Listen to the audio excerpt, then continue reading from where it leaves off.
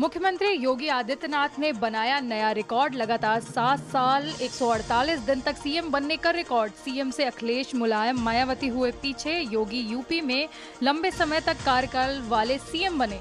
योगी के नेतृत्व में पार्टी की दूसरी बार सरकार बनी। नोएडा न जाने का भ्रम भी सीएम योगी ने तोड़ा था।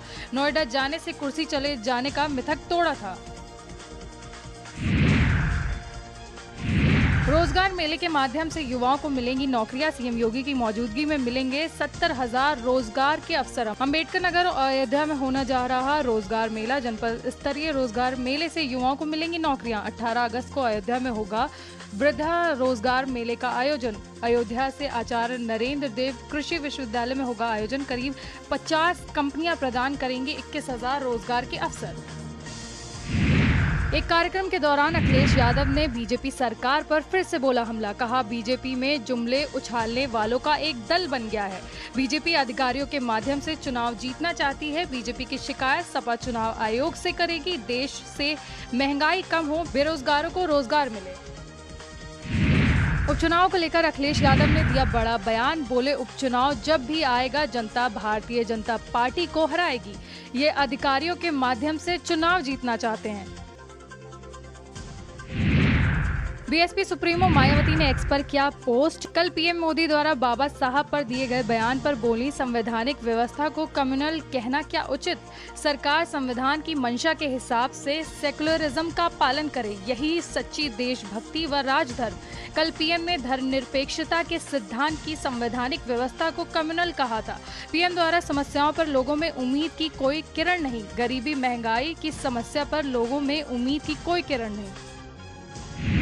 चुनाव आयोग ने की प्रेस कॉन्फ्रेंस। हरियाणा और जम्मू कश्मीर में विधानसभा चुनाव का ऐलान। जम्मू कश्मीर में 3 चरणों में होंगे विधानसभा चुनाव। 18 सितंबर को पहले चरण की होगी वोटिंग। 25 सितंबर को दूसरे चरण की वोटिंग। 1 अक्टूबर को तीसरे चरण की वोटिंग।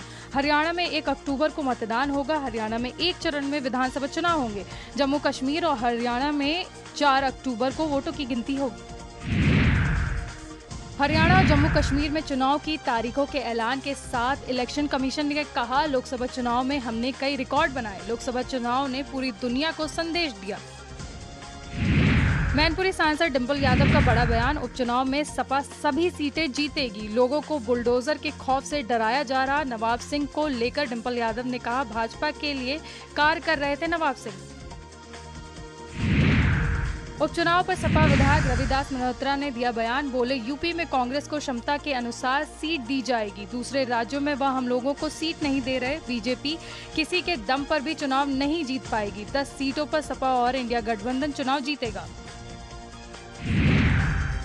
उपचुनाव को लेकर राज्यसभा सांसद दिनेश शर्मा ने कहा, उपचुनाव में बीजेपी की हमेशा तैयारी रहती है। हमारा लक्ष्य 10 सीटों पर हम जीत हासिल करेंगे। सपा अपराधियों के साथ खड़ी रहती है। यूपी उपचुनाव को लेकर प्रत्याशियों का ऐलान जल्द। बसपा प्रत्याशियों के नाम का ऐलान कर सकती है। मंझवा सीट पर दीपू तिवारी को बनाया जा सकता है प्रत्याशी। सार्वजनिक मंच से उनके नाम का हो सकता है ऐलान। आज से विधानसभा क्षेत्र में कार्यक्रम किए जाएंगे तय। मंडल के पदाधिकारी प्रत्याशियों के नाम घोषित करेंगे। 18 अगस्त को फूलपुर में कार्यक्रम का आयोजन। लखनऊ के गोमती नगर में बारिश के दौरान बाइक सवार महिला से हुई थी बदसलूकी। आरोपी पवन यादव से अखिलेश ने कल की थी मुलाकात। अब इस मुलाकात पर केशव प्रसाद मौर्य ने साधा निशाना। बोले, कोई अपराध करेगा तब भी समाजवादी पार्टी की ओर से उसको संरक्षण मिलेगा।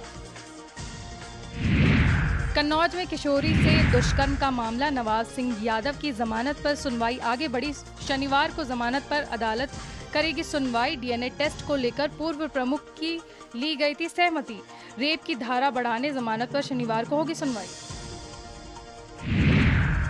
कोलकाता में डॉक्टर के साथ दरिंदगी के बाद हत्या का मामला। प्रयागराज में रेजिडेंट डॉक्टरों की हड़ताल लगातार 5वें दिन भी जारी। मोतीलाल नेहरू राजकीय मेडिकल कॉलेज में चल रहा प्रदर्शन। जूनियर और सीनियर रेजिडेंट डॉक्टरों ने सेवाओं का किया बहिष्कार। इमरजेंसी सेवा छोड़ अन्य मेडिकल सेवाओं का भी किया बहिष्कार।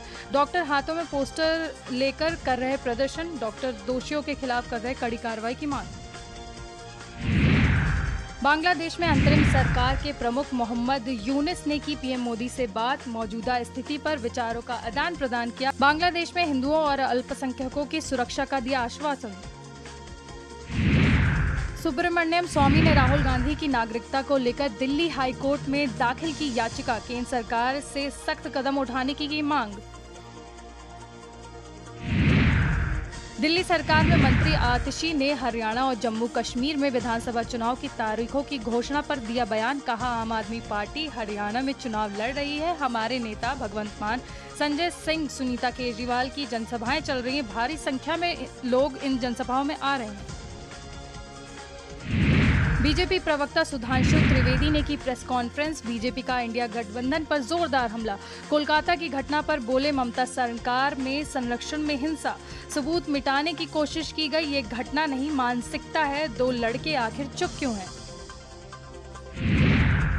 सीएम ममता बनर्जी के बयान पर केंद्रीय मंत्री चिराग पासवान ने दी प्रतिक्रिया। बोले, जो घटना घटी उसे रोकने में आप पूरी तरह से नाकाम रहीं। एक महिला मुख्यमंत्री के रहते हुए इस तरह की घटना हो जाना बहुत बड़ी बात है। कोलकाता की घटना पर भाजपा नेता गौरव भाटिया ने ममता सरकार पर साधा निशाना। बोले, ममता बनर्जी को यह समझने की जरूरत है कि आप सच्चाई की हत्या नहीं कर सकती हैं। नोएडा में महिला पत्रकार से अभद्र बात करने का मामला। नोएडा पुलिस ने 2 आरोपियों को किया गिरफ्तार। कैब का इंतजार कर रही महिला से रेट पूछा था। सीसीटीवी फुटेज के आधार पर पुलिस ने 2 लोगों को पकड़ा। मुजफ्फरनगर निवासी अश्वत पाल और विपिन सिंह अरेस्ट। कल से ये मामला इंटरनेट पर जबरदस्त वायरल हो रहा था। अखिलेश यादव ने भी इस मामले पर ट्वीट कर सवाल किया था।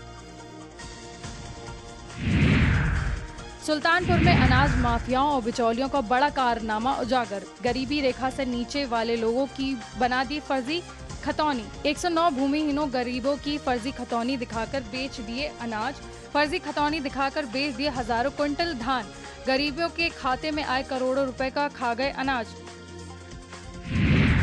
ललितपुर में LUCC फर्जी चिटफंड कंपनी द्वारा अरबों की ठगी का मामला। पुलिस ने कंपनी से जुड़े 3 महाठगों को किया गिरफ्तार। कंपनी के मास्टरमाइंड सहित कई और लोग अभी भी हैं फरार।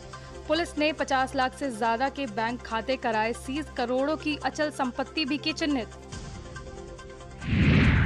आजमगढ़ में सपा सांसद धर्मेंद्र यादव की मीटिंग में जमकर बवाल। मीटिंग में कार्यकर्ताओं ने सपा MLA को बोलने से रोका। विधायक नफीस अहमद ने लगाया आरोप। नफीस अहमद ने कहा, मुस्लिम होने के चलते बोलने से रोका।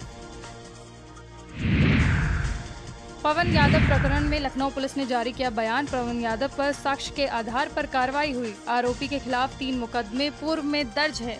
वर्तमान प्रकरण की विवेचना की जा रही है। सबूतों के आधार पर विवेचना का निस्तारण होगा। प्रकरण में पुलिस ने क्लीन चिट नहीं दी है। कोर्ट ने आरोप मुक्त नहीं किया है।